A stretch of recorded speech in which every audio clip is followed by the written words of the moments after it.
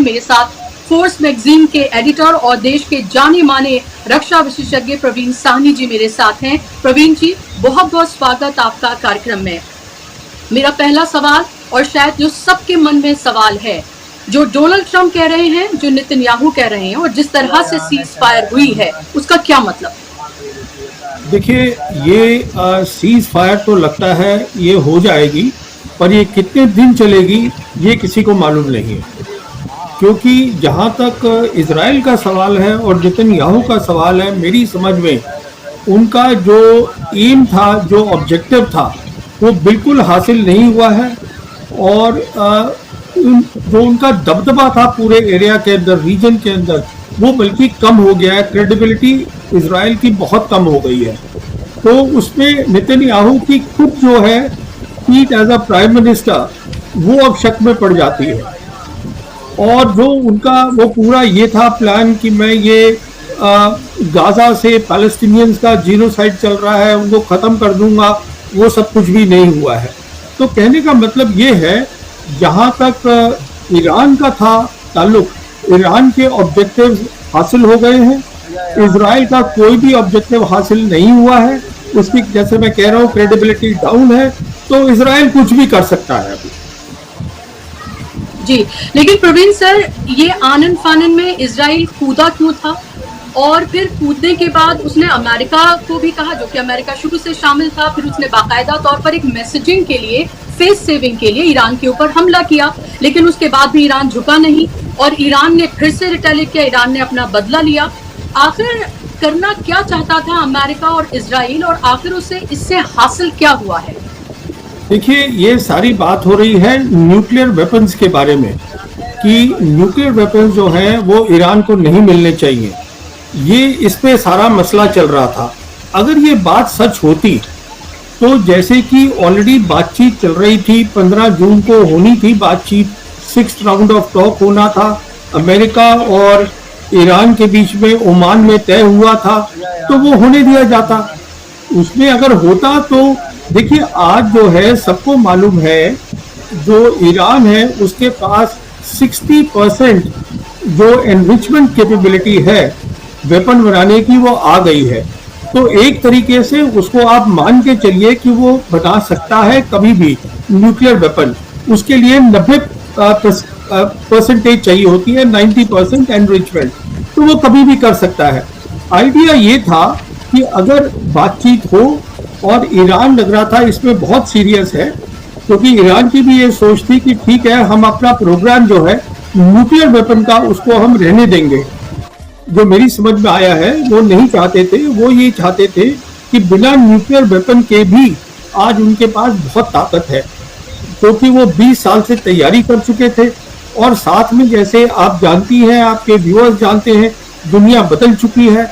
आज सिर्फ अमेरिका एक पावर नहीं है, 3 बड़ी बड़ी ताकतें हैं, और जो 2 अलग ताकतें हैं, चीन और रशिया, वो सपोर्ट कर रही हैं ईरान को। तो ईरान की जो मेरे हिसाब से असेसमेंट थी, हमें लड़ाई करने की ज़रूरत नहीं है, हमारी तैयारी बहुत अच्छी है, और हमें न्यूक्लियर वेपन जो है, हम इसको अभी न्यूक्लियर वेपन नहीं बनाएंगे। ये उनकी सोच थी, इसीलिए वो तैयार हुए थे 6th राउंड ऑफ टॉक के लिए। अच्छा, दूसरी तरफ देखिएगा, जो इजराइल का मसला है, इजराइल का मसला एक तो न्यूक्लियर वेपन था, दूसरा मसला ये था, उन्होंने बहुत सारे कंट्रीज को वहां गिराया है। अभी ईरान ही एक बच गया था जो उनके खिलाफ खड़ा हो सकता था। तो वो चाहते थे, नेतन्याहू चाहते थे कि मैं ईरान को जो है उसको भी गिरा दूं। तो जहां तक अमेरिका का ताल्लुक है, अमेरिका जो है वो उनके कब्जे में है, ये सभी जानते हैं नेतन्याहू के, क्योंकि जो इजराइल लॉबी है वो बहुत ही ताकतवर है अमेरिका के अंदर। उसमें हमने देखा है कि अब डोनाल्ड ट्रंप भी जो है वो भी उसमें फंस गए हैं। तो आइडिया ये था नेतन्याहू का, बिना समझे हुए कि आज ईरान की काबिलियत क्या है, कि अगर मैं इसको प्रीएम्प्ट कर दूंगा, 15 की जो होनी थी बातचीत, तो उन्होंने 13 को ही हमला कर दिया। उसके बाद वो प्रेशर डालने लगे डोनाल्ड ट्रंप के ऊपर कि आप भी लड़ाई ज्वाइन कर लीजिए। अब डोनाल्ड ट्रंप की जो है उसके ऊपर बहुत प्रेशर था, कुछ ना कुछ करके दिखाओ।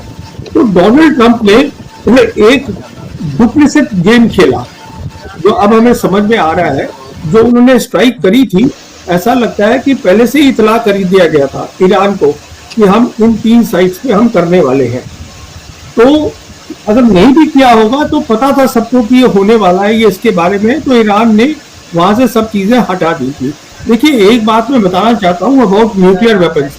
ईरान कभी भी न्यूक्लियर वेपन बना सकता है, बिकॉज जो मुल्क 60% ऑलरेडी कर चुका है, उसके पास काबिलियत है बनाने की न्यूक्लियर वेपन, तो उसकी जो सोच है और जो काबिलियत है वो तो कायम है, वो तो कभी भी बना लेगा। पर उन्होंने ये अच्छी चीज तय करी थी कि हम न्यूक्लियर वेपन नहीं बनाएंगे, हमारे ऊपर से सैंक्शन उठ जाए और हम जो है, हमारे पास ताकत है। पर ये इजराइल का गेम था, फिर उसके अंदर डुप्लिसिट गेम आ गया डोनाल्ड ट्रंप का, तो फिर उन्होंने ये ऐलान कर दिया। देखिए, वहाँ पे रिक्वायरमेंट क्या होती है अमेरिका में, अगर आप ऐसे करके कर रहे हैं यूज ऑफ आप मिलिट्री पार कर रहे हैं, कांग्रेस की परमिशन लेनी पड़ती है, वो नहीं ली गई यूएस कांग्रेस की, उनको बाद में इतला किया गया। तो कहने का मतलब ये है, दोनों का जो रोल है इजराइल का और अमेरिका का, इजराइल की तो खैर क्रेडिबिलिटी वैसे ही डाउन है ग्लोबल साउथ कंट्रीज के अंदर बहुत ज्यादा, तो अमेरिका की भी जो क्रेडिबिलिटी है as one of the great part of the world वो बहुत ज्यादा गिर गई है, और ईरान का जो स्टेटस है वो बहुत ज्यादा बढ़ गया है। आज वो सिचुएशन है इस समय कि पूरी चीज जो है वो पावर बैलेंस जो है वो मिडिल ईस्ट के अंदर बदल चुका है, सिर्फ ईरान के कारण। जी, और ये ईरान की एक तरह से कामयाबी के तौर पर इसको देखा जाए कि जिस तरह से शुरुआत की गई थी, लोगों को एक तरह से आप ये कहें कि वेस्ट का जो एक प्रोपेगेंडा चलता रहता है कि ये जो सो कॉल्ड वर्ल्ड पावर्स हैं, इजराइल और अमेरिका की जो बात की जाती है कि इनके ऊपर कोई हमला नहीं कर सकता, इनको कोई झुका नहीं सकता, वो ईरान ने एक तरह से जिस तरह से जवाब दिया है उससे साफ हो गया है कि सब कुछ किया जा सकता है। अब प्रवीण सर की ये इजराइल की तरफ से ये कहा जा रहा है कि हमारा जो मकसद था हमने वो हासिल कर लिया। अमेरिका की तरफ से भी ये कहा जा रहा है कि भाई हमने उन न्यूक्लियर साइट पे जाकर बॉम्बिंग कर दी। ईरान ये कह रहा है कि शुरुआत आपने की थी लेकिन अंत हम करेंगे, इसलिए आखिरी जो मिसाइल दागी गई वो ईरान की तरफ से दागी गई। और उन्होंने ये भी कहा कि हम सरेंडर नहीं करते हैं, हम वो लोग ही नहीं हैं जो सरेंडर करें। तो अभी तक भी उस तरह की बातें जो दोनों तरफ से की जा रही हैं, लोगों के मन में ये सवाल है कि पहले 2 हफ्ते का वक्त मांगा गया था और फिर अटैक कर दिया गया। अब सीज फायर की बात भी सोशल मीडिया से की जा रही है, तो क्या अमेरिका और इजराइल पर ईरान यकीन कर रहा है? क्या अंदर खाने कोई आपस में सहमति इस तरह से बनी है कि इसमें रशिया और चीन ने दखल अंदाजी की है? क्योंकि अराक्ची वहां पर गए थे मिलने के लिए और पुतिन ने उन्हें रिसीव किया था और वहां उनकी कॉन्वर्सेशन आपस में जो भी बातचीत है वो ही है, और उसके बाद अटैक किया ईरान ने और फिर सीज फायर। देखिए, ईरान की, जैसे मैं बोल रहा हूँ, ईरान को ट्रस्ट करने की, यकीन करने की अमेरिका और इजराइल पे कोई जरूरत नहीं है। जो इन दोनों की क्रेडिबिलिटी बहुत ज्यादा गिर गई है, और अमेरिका की तो बहुत क्रेडिबिलिटी गिर गई है अंडर डोनाल्ड ट्रंप, इसमें कोई शक नहीं है। अच्छा, अब जहां तक ईरान का ताल्लुक है, ईरान के ऊपर उन्होंने कहा था हमने 6 जो है अमेरिका ने बम जो थे छोड़े थे उनकी 3 न्यूक्लियर साइट्स पे, तो उन्होंने 6 बैलिस्टिक मिसाइल जो थी वो दाग दी, जो यूएस की एयरबेस है कतार में, वहां दाग दी। और बताया जा रहा है कि उनको पहले इतला कर दिया गया था कि ये होने वाला है।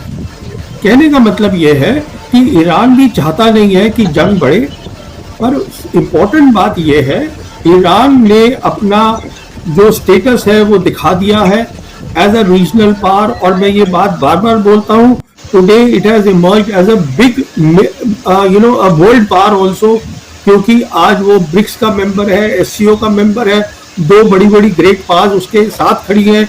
जब फॉरेन मिनिस्टर गया था अभी ईरान का पुतिन से मिलने, प्रेसिडेंट पुतिन से मिलने, तो प्रेसिडेंट पुतिन ने साफ कहा है कि मैं जो हूँ जो भी मदद चाहिए है ईरान को मैं देने के लिए तैयार हूँ, उन्होंने ये कहा है। अच्छा, और देखिए अब आप ये 3 मुल्क जो हैं, चाइना, रशिया और पाकिस्तान, पाकिस्तान इस समय नॉन परमानेंट मेंबर है national security UN security council का, तो उन्होंने वहाँ पे ये रेजोल्यूशन भी रखा था कि ये सीज फायर होना चाहिए। तो कहने का मतलब ये है कि जो पूरे ग्लोबल साउथ की कंट्रीज हैं वो सब समझ रही हैं कि ये जो अमेरिका और इजराइल है वो दोनों मिलके काम कर रहे हैं और दोनों पे भरोसा नहीं किया जा सकता। अगर आज मैं थोड़ा सा अलग होके ये बता दूं, अगर एक बात हिंदुस्तान में हमें समझनी चाहिए वो ये है, आप अमेरिका अंडर डोनाल्ड ट्रंप पे भरोसा नहीं कर सकते। ये लेसन मेरे लिए आता है। जहां तक मैं ये समझता हूं हिंदुस्तान को ये सोचना चाहिए इसके बारे में। जी, ऑपरेशन सिंदूर खत्म होता है तो उसका ऐलान भी डोनाल्ड ट्रंप आकर करते हैं और कहते हैं सीज फायर हो गया और 15 बार उसको रिपीट करते हैं। अब ये सीज फायर होता है तो डोनाल्ड ट्रंप फिर आकर इस तरह से करते हैं। इन दोनों चीजों में आप फर्क क्या देखते हैं? क्योंकि एक तरफ जब कहा गया तो उसका कोई ना तो जवाब दिया गया और ना ही उसको कभी ये कहा गया कि ऐसा हुआ ही नहीं था।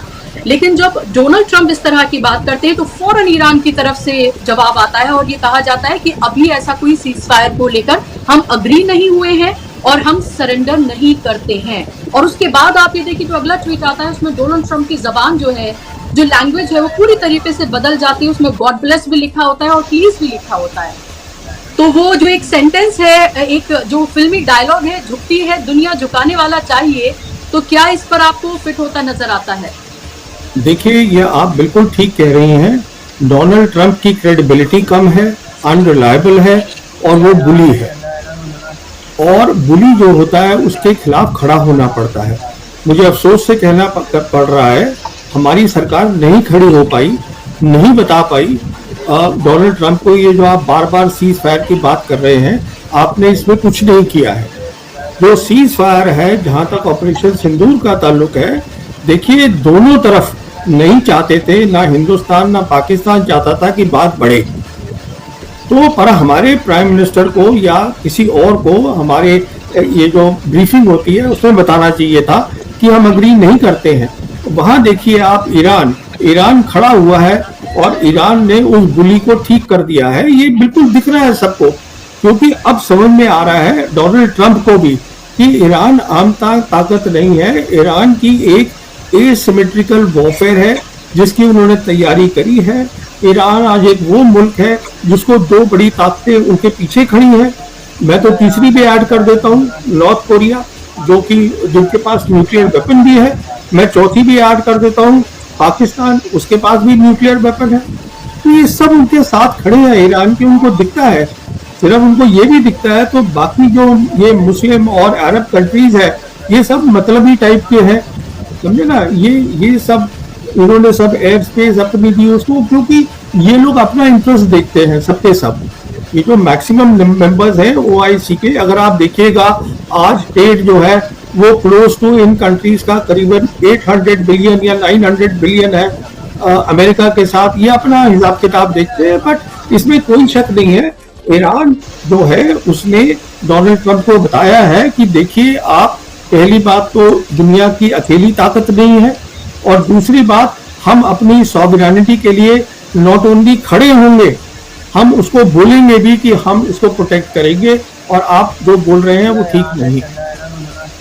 जी, आपने चूंकि पाकिस्तान का भी जिक्र किया और ये एक महत्वपूर्ण ये सवाल हो जाता है, हो सकता है कि आपकी नजर से भी वो खबरें गुजरी हो, जब ये कहा गया कि जो बॉम्ब्स जो गिराए गए जो न्यूक्लियर साइट्स पर, वहां दरअसल इस्तेमाल किया गया है एयर स्पेस का पाकिस्तान के, और फिर उसको दोगलापन और कि इस पर कभी यकीन नहीं किया जा सकता है, ये तमाम बातें कही गई। फिर पाकिस्तानी मीडिया में कहा गया कि पाकिस्तान की नहीं, बल्कि क्योंकि मैं कुछ देख रही थी वहां पर, उनकी तरफ से कहा गया कि नहीं, हिंदुस्तान का इस्तेमाल किया गया है। आपसे मैं जानना चाहूंगी कि इसमें क्या सच्चाई है?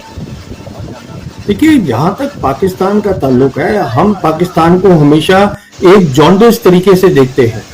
हमारे यहाँ जो एनालिस्ट होते हैं हिंदुस्तान में, हम एक छोटी सी बात ये समझने की कोशिश नहीं करते हैं। इसमें भी बहुत बातचीत हुई थी कि वो आसिफ मुनीर लंच के लिए गए थे तो वो बेच के आ गए देश को, ये कर दिया वो कर दिया। उन्होंने जो भी कुछ किया हो, एक बात तय है कि कोई भी पाकिस्तानी जनरल जो है नेशनल सिक्योरिटी के साथ अपनी कभी कॉम्प्रोमाइज नहीं करता है, इसमें कोई शक नहीं है। और जो मैंने और पहले भी इसके बारे में जिक्र किया है कुछ लोगों के साथ, कि देखिए वो as a commander in chief उन्होंने फील्ड मार्शल मुनीर को बुलाया होगा, उनसे पूछताछ करी होगी। आप जानते हैं बेहतर ईरान को, आप ईरान के बारे में बताइए, वहाँ के एरिया के बारे में बताइए।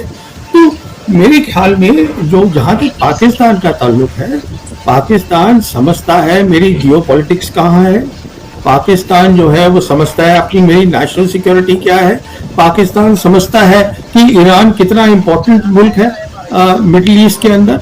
देखिए पाकिस्तान में होंगी खामियां, काफी खामियां हैं गवर्नेंस की, इसमें कोई शक नहीं है, पर नेशनल सिक्योरिटी की खामी और अक्यूज करना उनके जनरल्स को, I don't think that is correct. तो आप ये कह रहे हैं कि पाकिस्तान के एयर स्पेस का या बेस का इस्तेमाल नहीं किया है अमेरिका ने, जो बॉम्ब्स ईरान पर गिराए गए हैं?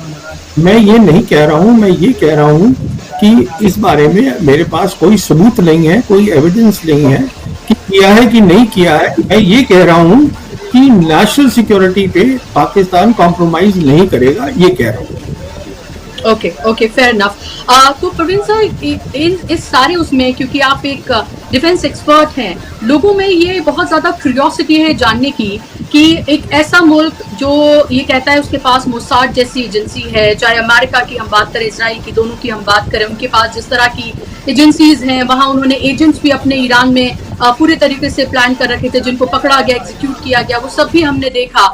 क्या ये इंटेलिजेंस फेलियर आप इजराइल और अमेरिका का नहीं मानते हैं कि उनको ये अंदाजा ही नहीं था कि ईरान के पास इस तरह के हथियार हैं, इस तरह के बैलिस्टिक मिसाइल्स हैं उनके पास, जो इतनी इस तरह से मार कर सकते हैं, जिससे पूरी तरीके से इजराइल बौखला गया और उसकी समझ नहीं आया कि इसका जवाब कैसे दिया जाए? तो क्या दुनिया को चौंकाया है ईरान ने अपनी इस ताकत से, ये दिखाकर कि वो इजराइल को कैसे मार सकता है? क्योंकि कितना घूम कर जो उनकी मिसाइलें हैं वो जाती थी, ये सबको भी देखना चाहिए कि it wasn't easy for Iran to do this. देखिए, जहां तक इजराइल का ताल्लुक है, मेरी असेसमेंट ये है, इजराइल को पता था कितनी ताकत है ईरान के पास, तकरीबन, पर नेतन्याहू ये चाहते थे किसी तरीके से मैं जल्दी से जल्दी अमेरिका को इस लड़ाई में डायरेक्टली ले आऊं। सोच ये थी कि अगर अमेरिका डायरेक्टली इस लड़ाई में आ जाएगा तो जो है वो खत्म कर देगा ईरान को। तो मसला ये नहीं था कि ईरान का न्यूक्लियर प्रोग्राम है, वो एक मसला था। सबसे बड़ी बात ये थी कि हमें ईरान की न्यूक्लियर कैपेबिलिटीज, न्यूक्लियर फैसिलिटीज और मिलिट्री कैपेबिलिटीज, उनको भी डिस्ट्रॉय करना है कि उसको हम इतना कमजोर बना दें कि फिर हमारा दबदबा रहे। ये इजराइल की सोच थी। जहां तक अमेरिका का ताल्लुक है, अमेरिका जो है it is a arrogant nation. मैंने आज तक अमेरिकन के जो एनालिस्ट हैं उनसे कोई लेवल हेडेड एनालिसिस नहीं देखा है आज तक, क्योंकि वो मान के चलते हैं कि हम जो है वो अपने ओपोनेंट से बहुत बेहतर हैं। जब आपके दिमाग में ये एरोगेंस होती है, ह्यूबरस होती है, हम बहुत बेहतर हैं, आपकी एनालिसिस कभी ठीक नहीं हो सकती है। इंस्टेड ऑफ ये सोचना कि हमारा जो ओपोनेंट है उसके पास भी काफी काबिलियत होगी। तो जहां तक ताल्लुक है ईरान का, मैं समझता हूँ ईरान ने अपने लेसन सीख लिए थे। ईरान को तो 2003 से ही इल्म था कि ये मेरे लिए भी एक दिन मुझे इसको सहना पड़ेगा। जब इराक में लड़ाई करी थी अमेरिका ने फ्लिमजी ग्राउंड्स पर, यही ऐसे बनाकर कि उसके पास न्यूक्लियर वेपन्स हैं, तो उनको मालूम था, तो वो उनको ये भी मालूम था कि अमेरिका के पास नेवल पावर है, एयर पावर है, तो मुझे एक ऐसी लड़ाई करनी है जो कि एसिमेट्रिकल हो। तो उन्होंने वो पूरी प्लानिंग करी हुई थी, इसलिए उन्होंने ज़्यादा भरोसा जो था वो अपनी मिसाइल्स पे रखा, अलग अलग तरीके की, अपने integrated air and missile defence system पे रखा, और फिर उन्होंने ये सारे ऑप्शन रखे। जैसे कि ये बेसिस हैं जिसमें आज, जैसे आप जानती हैं, उन्होंने बैलिस्टिक मिसाइल छोड़ी कतार के ऊपर, करीबन देखिए आप 50,000 या 45,000 के करीब जो है अमेरिकन ट्रूप्स हैं वहाँ पर। फिर उनके पास वो ऑप्शन भी था जिसकी वो धमकी दे रहे हैं, ये क्या कहते हैं, पर्शियन गल्फ में, और फिर रेड सी जिसमें हूती कर सकते हैं। अब देखिए सबसे इम्पोर्टेंट बात जो मैं आपको बताना चाहूँगा, इस सारे से क्या हुआ है, not only Iran has emerged very tall, you see, on the right path. NPT जो है, नॉन प्रोलिफरेशन ट्रीटी, उसकी धज्जियां उड़ गई। ये एक, और ये जो है इसका कस्टोडियन नॉन प्रोलिफरेशन रजीम का, वो अमेरिका है। आप मुझे बताइएगा, जिस मुल्क के पास 50% ऑलरेडी कैपेबिलिटी है एनरिचमेंट की, ऑलरेडी है उसके पास एक कैपेबिलिटी। अब वो क्यों बॉम्ब नहीं बनाएगा, आप मुझे बता दीजिए। अगर उसको धोखे से, अब आप देखिए ना, आज बॉम्ब है नॉर्थ कोरिया के पास, तो ये सब चुप है, उनको कुछ बोलते थोड़ी ना वो। तो बेसिकली ये नॉन प्रोलिफरेशन ट्रीटी की धज्जियां उड़ गई है और दुनिया अब प्रोलिफरेशन की तरफ जाएगी, उसको सीरियसली कंसिडर करेगी। और जब ये मिलकर आते हैं, मैं ये नहीं कह रहा हूँ कि रशिया बॉम्ब दे देगा, न्यूक्लियर बॉम्ब ईरान को बॉम्ब नहीं चाहिए है बाहर से। ईरान के पास नॉलेज है बनाने की, जो इतना कर सकता है वो 90% भी कर सकता है एनरिचमेंट, उसके पास सब नॉलेज है, उसको थोड़ी मदद चाहिए, तो वो रशिया क्यों नहीं मदद करेगा? रशिया उनकी मदद नहीं रहा है, ये उनके जो सिविल न्यूक्लियर प्रोग्राम्स है। तो मैं ये कहना चाहता हूँ कि सब तरीके से जो डोनाल्ड ट्रंप ने किया है उसमें अमेरिका को नुकसान हो रहा है। इजराइल का तो मैं ज्यादा बोलता भी नहीं हूँ, वो तो इन एनी केस जो है इजराइल इज वन कंट्री जिसको सब मुस्लिम और अरब कंट्रीज को कंडेम करना चाहिए for the genocide that they are doing in Gaza. मैं तो उनकी बात भी नहीं कर रहा हूँ, मैं बात कर रहा हूँ अमेरिका की, एक रिस्पेक्टेबल कंट्री है, आज एक ग्रेट पावर नहीं है, पर दुनिया काफी अहमियत है उनकी दुनिया के अंदर। तो ये जो डोनाल्ड ट्रंप की प्रेसिडेंसी रही है थोड़े से कुछ महीने की, उसमें बहुत तबाही उन्होंने अपनी क्रेडिबिलिटी को करी।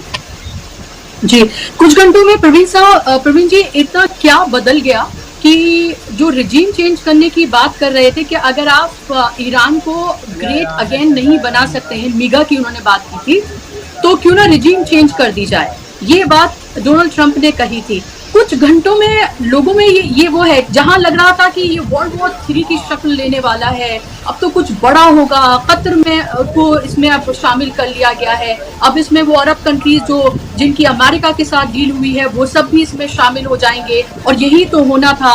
रशिया और चीन तो पहले से ही ईरान के साथ हैं, नॉर्थ कोरिया भी है, तो लोगों को लग रहा था कि वर्ल्ड वॉर 3 बस अब होने ही जा रही है, और फिर चंद घंटे बाद पूरी सिचुएशन बदल गई। इन चंद घंटों में ऐसा क्या हुआ है? इन चंद घंटों में यही हुआ है कि जो डोनाल्ड ट्रंप जब प्रेशर में आए हैं, तो उन्होंने पहले से ही सोच के रखा था कि मैं ये एक लिमिटेड एक्शन करूंगा, उसके आगे नहीं करूंगा मैं, क्योंकि उनको समझा दिया गया था ये लड़ाई खत्म नहीं हो जाएगी, ईरान लड़ाई में कभी भी हारेगा नहीं, और बहुत ताकतें हैं जो ईरान को बैक करेंगी। तो इसीलिए सारी बात हो रही थी। अब ये भी बताया जा रहा है कि अमेरिका ने जब किया, जैसे मैं आपको बता रहा था, अपनी जो ये 3 न्यूक्लियर साइट पे बॉम्ब भी फेंके हैं उन्होंने, तो पहले बताया जा रहा है, इत्तला कर दी गई थी ईरान को कि हम ये करने वाले हैं। तो ये जो बिहेवियर होता है, डुप्लिसिट बिहेवियर, एक जो ग्रेट पावर होती है उसको शोभा नहीं देता है। जहां तक ताल्लुक है, बदल क्या गया है, जैसे मैं आपको बार बार बता रहा हूँ, बहुत कुछ बदल गया है, बहुत कुछ बदल गया है। एक एनपीटी खत्म हो चुकी है, जहां तक अभी देखिए वो ठीक है, एनपीटी है डेफिनेटली जो हो रखा है, हमने उसको बना रखा है, बट अब बात होगी कि सब न्यूक्लियर वेपन थोड़ा हो उसके पास, ईरान के पास हो, तो अमेरिका की क्रेडिबिलिटी खत्म हो गई है वहां पर। इजराइल में अब वो ताकत, अकेली ताकत नहीं रहा है, ये बिल्कुल तय हो गया है मिडल ईस्ट के अंदर। और जो ग्लोबल साउथ है वो अब ज्यादा इज्जत करेगा इन 2 ग्रेट पावर की, और ईरान की इज्जत करेगा। इतना कुछ तो बदल गया है, इसमें इसका पूरा इम्प्लीकेशन पूरी वर्ल्ड पर होगा, 3-4 चीजें। जी बिल्कुल, हिंदुस्तान को आप इसमें कहाँ खड़ा देखते हैं प्रवीण साहब? क्योंकि पहले इजराइल के फेवर में ट्वीट किया गया, फिर लगा शायद कुछ परिस्थितियां बदल रही हैं, तो फिर मोदी जी ईरान को लेकर भी ट्वीट करते हैं, और हम देख ही रहे हैं कि ऑपरेशन सिंदूर के बाद एक तरह से हमारे सामने एक ऐसी तस्वीर उभर कर आई जहां हमें लगा कि हमारे साथ तो कोई खड़ा ही नहीं है, हम बिल्कुल एक अलग थलग है, और फॉरेन पॉलिसी पूरी तरीके से चरमराई हुई है। अब क्या ईरान का जिस तरह से दबदबा कायम हुआ है, उसके बाद क्या हमारी फॉरेन पॉलिसी में आप कुछ बदलाव देखेंगे? क्या आप ग्लोबल साउथ की तरफ टिल्टेड देखेंगे, या अभी भी ग्लोबल नॉर्थ अमेरिका और इजराइल की तरफ ही आप उनको टिल्टेड देखेंगे? देखिए, मैं हिंदुस्तान की पहली बात तो बता दूं, जो फॉरेन पॉलिसी है जो हमने देखी है पिछले 11 साल की प्राइम मिनिस्टर मोदी के अंदर, वो एक गलत फॉरेन पॉलिसी है। वो फॉरेन पॉलिसी है जो ये नहीं समझ रही है कि दुनिया बदल गई है, और जहां तक बदलाव का ताल्लुक है, मैं कोई बदलाव नहीं देख रहा हूँ। बिल्कुल हमारा नुकसान होगा इसमें, मैं तब भी बदलाव नहीं देख रहा हूँ क्योंकि हमारे लिए हमने तय कर लिया है कि हमें ग्लोबल नॉर्थ के साथ ही खड़ा होना है और हम वो खड़े होंगे। मैं इसलिए ये नहीं देख रहा हूँ कि हम बदलाव होगा, और नुकसान देखिए कितना होगा। ये जो दोनों कॉरिडोर की बात हो रही थी, नॉर्थ साउथ कॉरिडोर और ये India middle east Europe corridor, अब ये दोनों कॉरिडोर क्या रहे, खत्म हो गए खत्म। अच्छा, जो हमारी गहरी दोस्ती थी ईरान के साथ, वो अब क्या हो गया, उस पर अब शक पड़ गया है। उसमें तो बहुत सवाल उठेंगे अब। जहाँ तक हम खड़े होते थे हमेशा हमारी फॉरेन पॉलिसी पैलेस्टीनियन के साथ, हमने उनको भी छोड़ दिया। तो आप देखते थे इन सब चीजों को ऐसे वक्त में जब दुनिया पूरी जो है 80% पॉपुलेशन जो है ग्लोबल साउथ वो शांति चाहती है, डेवलपमेंट चाहती है, हम उस रास्ते पे जा रहे हैं जहाँ सिर्फ अशांति ही है। अशांति तो होगी, क्योंकि अगर आपके दो नेबर हैं, दो मिलिट्री लाइन है, आपकी उन दोनों के साथ रिलेशन नॉर्मल नहीं है, तो शांति कैसे होगी? यहाँ पर आप मुझे बताइए, अगर पीस नहीं होगी तो तरक्की कैसे होगी, डेवलपमेंट कैसे होगी? वही तो मैं कहता रहता हूँ कि हमारी फॉरेन पॉलिसी गलत है, हमें इसको सीधा करना है, हमें अपनी हिस्ट्री समझनी है, जियोग्राफी समझनी है, हमें अपनी नेशनल पावर समझनी है, कितनी है, बहुत लिमिटेड है। हमें यह समझना है कि आज जो हमारे पास अपॉर्चुनिटी है जियो पॉलिटिक्स की, हम उसका फायदा उठा रहे हैं, हम नहीं उठा रहे हैं। तो मैं तो समझता हूँ हमारी फॉरेन पॉलिसी को और नुकसान होगा।